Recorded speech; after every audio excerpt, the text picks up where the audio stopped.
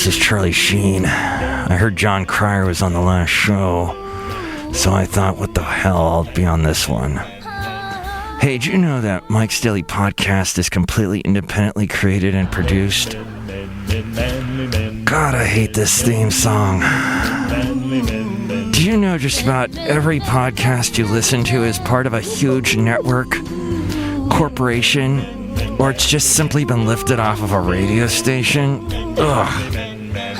Where's the freaking creative power in that? My show is really creative. And did you know that big name podcast players like iTunes and Stitcher show only podcasts on their front page for the podcasts that pay for the advertising? Or they put the big name podcast, the big name people from like TV shows and film, like people like me, that's always like just winning and killing it. Please do what you can to support independent podcasters and stop watching this show because I'm not on it anymore. But listen to Mike's Daily Podcast because it's starting right now. This show is clean, pretty much. Mike's Daily Podcast. Episode 812. Hello, it's Mike Matthews broadcasting from the last place on earth located somewhere in Podcastro Valley, California. Today it's Chely Shoehart, Floyd the Floorman, John Deere the engineer, plus they're not so McHappy in Asia. We'll find out why. And anything amazing on the Grammys last night? Sorta. I'll give you my useless review. Mike's Daily Podcast. And there were some strange things that happened on the last show, which I will tell you. Mike's Daily Podcast. But first I must reveal to you that I used to love the group Nelson. They were in the early 90s and I used to like to shop at Gelson's, but then they got really expensive. And I really love the digital age. And it's occurred to me that 46 is a pivotal age because you realize that the door is closing on youth. Mike's Daily Podcast. Perhaps it closed a long time ago. It's the lies posing as truth. Mike's that you become more aware of. Daily. The older you get. Podcast. Because you've seen it over and over. Well, more on that possibly later. But we had Valentino telling us on the last show that he loves Taylor Swift. Oh, look who just walked in. Hello, my God. It's Chely Shoehart, the gift shop supervisor. Oh, my God. I think Taylor Swift is, like, really awesome. Do you love how she puts those big eyelashes on? Yeah, Mike Matthews, I'm wearing those, too. Oh, my gosh. If you bat those, does the wind, like, push people back? I don't know. Let me try. Whoa! That blew me right out the window. Mike Matthews, you're silly. Yeah, Grammys last night, you saw Taylor Swift is out there dancing to just about every single song. She is always cute as a button. And then we also found out that Valentino hates Miley Cyrus because Bison Bentley sounds like her. Oh, look who just also walked in. Hello, Mike, this is Floyd the Floorman! And this is John Deere, the engineer, Mike. We noticed on the last show that you said we're also a lot. We're also, yeah, I did say we're also quite a bit because I was explaining where we are also at because we're on many different websites. So I guess I in radio, we call that a crutch when you use a certain phrase over and over. So I will avoid that. Mike, I thought a crutch was when you're addicted to drugs. Well, like if you're addicted to anything, they call that a crutch. My mom did a painting called Crutches. And you see, it's very abstract, and you see these crutches in the background, and in the foreground, there's all these things that like drugs and alcohol and coffee and money. And she used to put $1 on, she would like glue $1 to this painting. And whenever she was low on cash, she would pull the $1 off the painting. She'd deface her own art in order to get a little cash. She's such a modern art pioneer, my mom. And we wish her the best of luck. I've been talking about on the show, she had a rough year last year. So things are looking up. It's like one step at a time. Sometimes it's one step forward, two steps back. But all the positive thoughts you can have for my mom would be greatly appreciated. And at some point, I should post some of her pictures on the website, mikesdailypodcast.com. I will make that a future project. Put it in a one. Definitely, I'll try and find the crutch picture and put it as a podcast picture. But today's podcast picture is actually a more scenic view, a pastoral view. We're doing a lot of pastoral pics lately. Pardon the plosives. And it's a picture of the bay from Fairmont Ridge. You can see San Leandro in the foreground. Actually, cows in the foreground, then San Leandro, then the bay, and then San Mateo way across there in Burlingame. That's what we call it. That's some of the games that happen behind the scenes in Burlingame. And that's really an unsubstantiated rumor. It's a lie posing as truth. And the door's closing on youth. But I do love this digital age. I love the recording of podcasts, posting it on YouTube. I told you a couple shows back about the problems I was having with YouTube, but now they have contacted me, and I've been able to talk to them. Well, I got one email back, so I don't know if that's actually talking, but we'll find out, because there was some kind of a issue with posting my podcast to them, and I noticed you can't get a hold of them, which caused me to worry if that was the way of the internet and of how we'll have to deal with anything, because already it's like hard to get a hold of Apple if anything happens to your Apple account. You have to actually go into an Apple store or what have you. But the Grammys last night. Yes, Mike Matthew. I'm glad James Smith won so much stuff. Oh, won't you Stay with me? Very nice. I think the song would be even better if he had retainers. I think so too, Mike Matthew. And now it's time for Mike's absolutely useless review. So I was at work, actually, so I couldn't really watch it, sit down and, on the couch or the easy reclining leather chair and watch it. But I did notice some things as I passed by the TV from time to time. That is, well, first off, let me say right off, Hozier and that Take Me to Church song, and then Annie Lennox coming out and blowing the roof off of wherever they were doing, probably Staples, right? Oh my gosh, how many years since the first song, the first hit she had with the Eurythmics, with Sweet Dreams Are Made of This, and she just killed singing I Got a Spell on You, the Screaming Jay Hawkins song. Oh my God, that was amazing. And the audience completely big standing O. Way to go to Annie Lennox. So good. It just, I was like, what? Oh, and I should preface this by, I prefaced watching the show. I was looking up Neil Patrick Harris because I imitate him for one of those celebrity intros that we do here on the show. And I found his opening to the 2013 Tony Awards. And I watched that, and I was like, wow, this is one of the best openings I've ever seen for an award show. He does a disappearing magic trick. He jumps through a hoop. He tells some funny jokes. The lyrics are hilarious. He starts off playing acoustic guitar like a folk singer. It was just phenomenal. So I'm like, this is sort of the peak of how good you can watch a live television award show performance. Let's see how the Grammys do. And that Hozier thing blew me away. I loved the Pharrell, the Happy with Hans Zimmer. Hans Zimmer, if you don't know, he has scored just about every movie you've ever seen. He is he's been around a long time, and to see him on stage with an electric guitar was like, oh, that's great. That must have been a dream come true for Hans.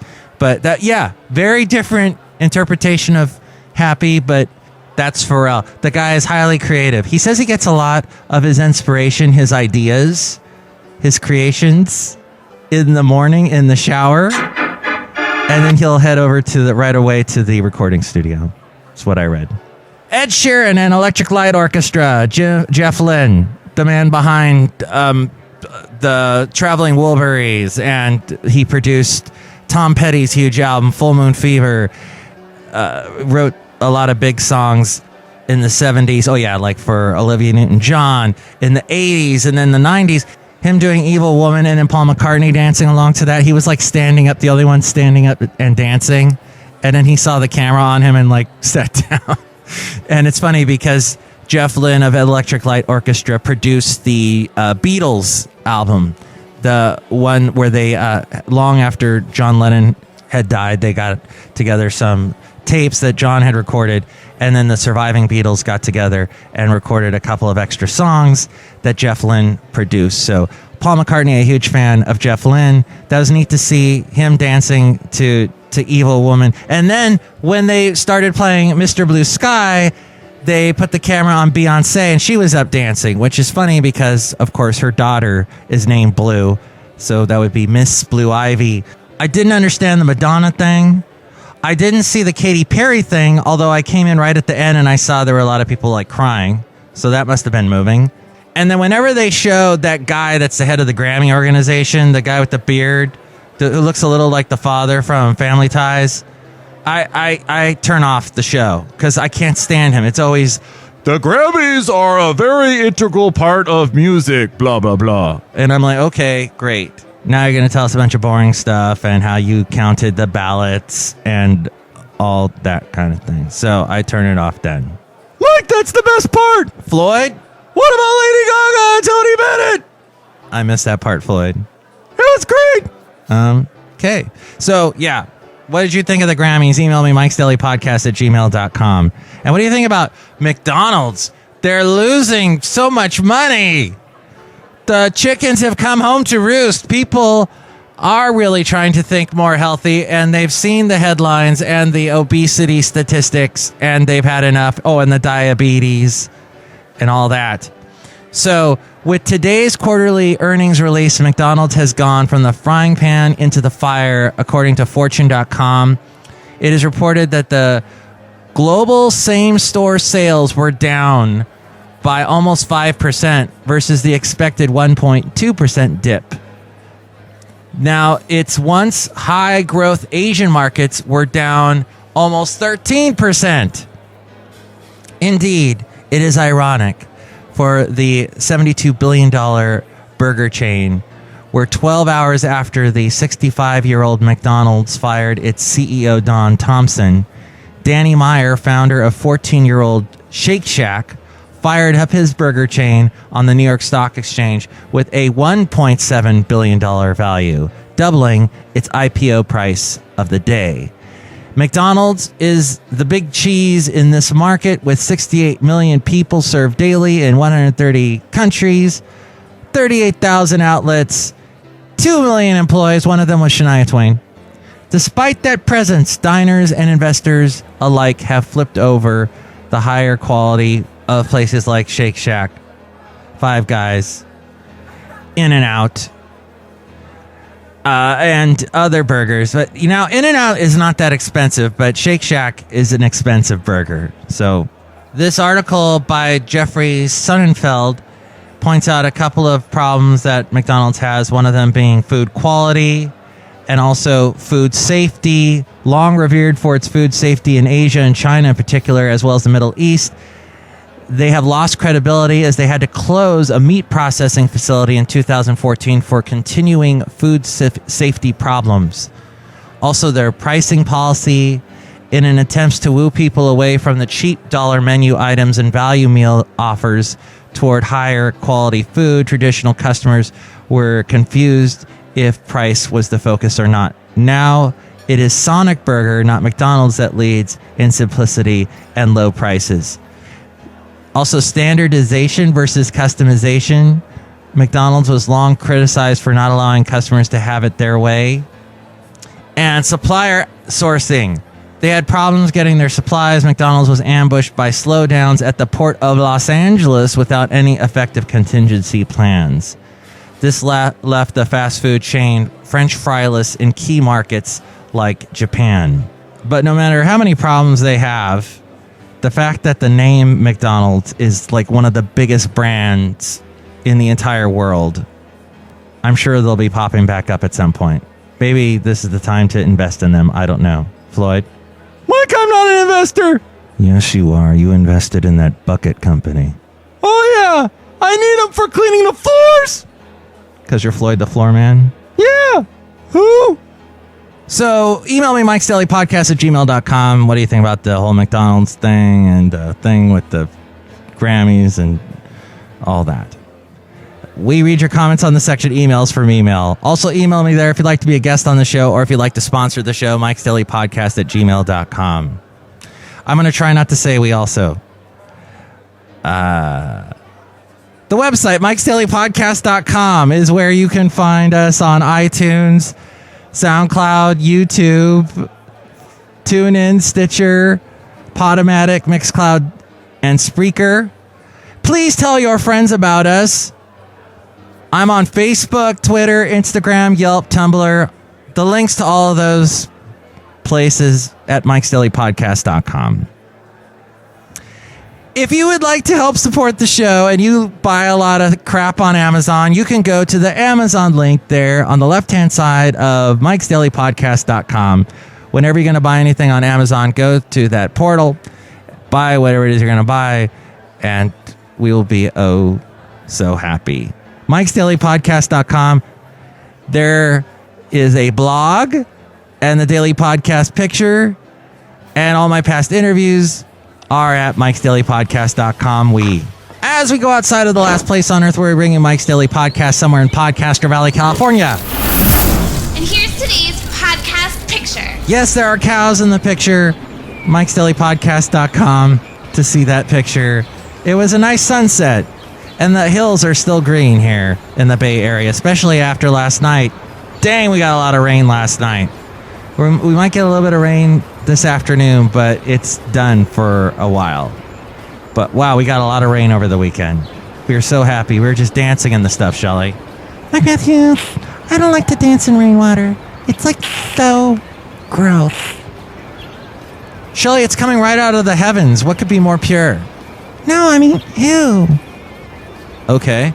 Mike, we love Nelson too. I can't live without your love and affection. Yes, Mike, they were a great band. They were two really hot-looking guys, brothers, in the early 90s, when all that hair metal was popular. Yeah, they were kind of like trying to be hair metal wannabes. They had sort of a rock sound.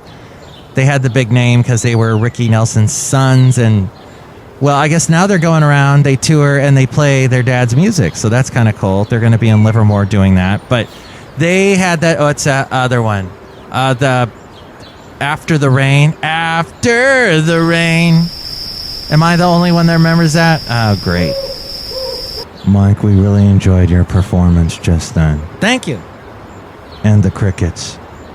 Do we have a cricket wrangler? Is that why they all showed up at once? I used to fire off missiles at the Redstone Arsenal in Alabama. I thought that was a Patrick Duffy-esque moment that you had.